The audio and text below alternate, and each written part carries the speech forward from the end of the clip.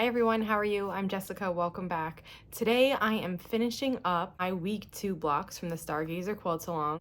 Week 2 is this chain block here where we use the 9 patches from last week and then we add in 2 colors and then we have 4 white squares. So it's a giant 9 patch.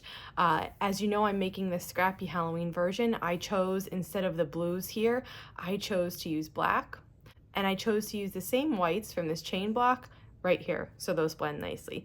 Let me show you what my block looks like.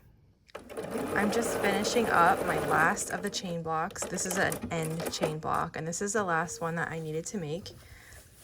Here's what it looks like. In place of the blue, I've substituted black. I chose to use ivory for my white squares here, and they match the ivory in these blocks. Then there's my chain blocks that you saw me make last week. So this is the last of my end chain blocks. Let me show you the other ones. Here are my other blocks. They largely look all the same. I have my end chain blocks here. I have a pile of, we need 8 of them.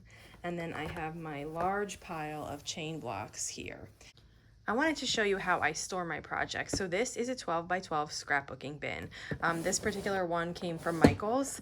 They're really handy. A friend recommended this to me once and it's been awesome.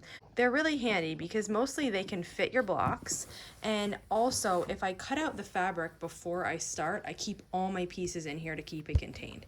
Now for this quilt, I'm cutting as I go because I'm doing like a scrappy version, but you can see I had extra of the strips for the 9 patches, and then I have a few extra squares for the chain blocks. So these I will keep in here until my project is all the way finished. That way, if I have a mistake or if I need to make more of a certain block, any of the pieces that I've already cut out are here. And then at the end of the project, when my quilt is finished and there's just this extra fabric left, I'll go ahead and put that in my scrap bin. These scrapbook bins make it just really handy to just keep everything you need for your project all together. I especially love it, like I said, when the pieces are already cut, because I'll cut out a whole quilt and I'll put it in here, and then I will just work from that bin as I go, and when I need to take a break, I can just close it. I know it's going to be secure in here and I'm not going to lose any pieces because I've done that before.